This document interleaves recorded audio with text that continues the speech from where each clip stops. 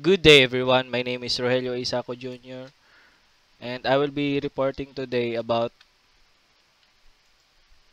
important parts of productive system. Productive system consists of 6 important activities which are product design, production planning and scheduling, purchasing and materials management, inventory control, workflow layout, and quality control. So, product design. It is a verb consists in imagining and creating objects meant for mass production and also to create a new product to be sold by a business to its customer. So customers expect that the products they buy would perform according to assigned functions. A good product design assures that this will be so. So customers avoid buying products with poor product design. Example of this is a certain brand of ball pen which fails to write after 1 or 2 days of actual use. So, product design refers to the process of creating a set of product specification appropriate to the demands of the situation. So, companies also wanting to maintain or improve their market share keeps a product design team composed of engineers, manufacturing, and marketing specialists. So, production planning and scheduling. So, what is production planning and scheduling? So, it is a function of establishing an overall level of output called the production plan. And it also, the object of production planning is to develop an integrated game plan where the operations portion is the production plan. So, production planning may be defined as forecasting the future sales of a given product, translating this forecast into the demand it generates for various production facilities and arranging for the procurement of these facilities. And production planning is also a very important activity because it helps management to make decisions regarding capacity. When the right decisions are made, there will be fewer opportunities for wastages. So, scheduling is the pace of production control involved in developing timetables that specify how long each operation in the production process takes.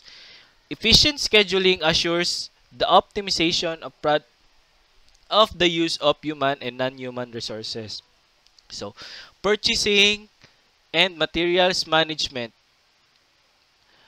So, is a concept that is concerned with bringing materials from outside of an organization to the point of production and moving in the purchases in the process inventory. Materials management refers to the approach that seeks efficiently of operation through the integration of all material acquisition, movement, and storage activities in the firm. Firms need to purchase supplies and materials requires in the various production activities. The management of purchasing and materials must be undertaken with a high degree of efficiency and effectiveness, especially in firms engaged in high volume production. The wider variety of supplies and materials needed adds the necessity of properly managing and purchasing of materials. So, inventory control. It is the process of keeping the right number of parts and products in stock to avoid shortages, overstocks, and other costly problems. It is also focuses on cutting the number of slow-selling products a company purchases, while also increasing the number of high-selling products. It is the process of establishing and maintaining appropriate levels of preserved stocks of goods as supplies and materials are required by firms in the production process. These must be kept available when they are needed. Much reserves of stocks will be penalize the firm in terms of high storage costs and other related risks like obsolescence, obsolescence and theft. Too little, too little reserves, on the other hand, may mean lost income opportunities if production activities are hampered. A balance between the two extremes must be determined. So, there are ways of achieving proper inventory control. They are as follows. So, determining reorder point and reorder quantity. Determining economic order quantity. The use of just-in-time or GIT method of inventory control. The use of the material requirement planning or MRP method of planning and controlling inventories. So, what is workflow layout? So, the workflow layout is the process of determining the physical arrangement of the production system. In the transformation process, the flow of work may be done either haphazardly or orderly. The job of the operation manager is to assure that a cost-effective workflow layout is installed. A good workflow layout will have the following benefits. Number one is to minimize investment in equipment. Number two, minimize overall production time. Three, use existing space most effectively. Four, provide for employee convenience, safety, and comfort. 5 is to maintain flexibility of arrangement and operation. 6 is to minimize material handling costs. 7 is minimize variation in the types of material handling equipment. 8 is to facilitate the manufacturing or service process. 9 is to facilitate the organization structure. So, quality control. It is a process by which entities review the quality of all factors involved in production. Also, a process through which a business seeks to ensure the product quality is maintained or improved. So, quality control refers to the measurement of products or services against standards set by the company. Certain standard requirements are maintained by the management to facilitate production and to keep customers satisfied. Poor quality control breeds customer complaints, return merchandise, expensive lawsuits, and huge promotional expenditures. So, let's go to Ulo D meta language. So, what is marketing? A group of activities designed to facilitate and expedite the selling of goods and services.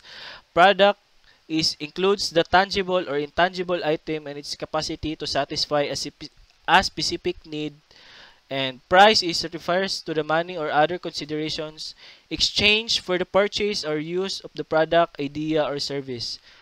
Place is It is very important for companies to locate in places where they can be easily reached by their customers. Promotion as communicating information between the seller and a potential buyer to influence attitudes and behavior. Advertising is defined as a paid message that appears in the mass media to inform or persuade about particular products, services, beliefs, or actions. So, what is managing the marketing function? So, engineer managers are engaged in the production of tangible or intangible goods. Some of these engineer managers are directly responsible for marketing companies' products or services. If he is promoted as a general manager, both the production and marketing functions become his overall concern. At whatever management level the engineering manager works, he must be concerned with convincing others to patronize his outputs. If he is the general manager of a construction firm, he must also convince people with construction needs to avail of the services of the company.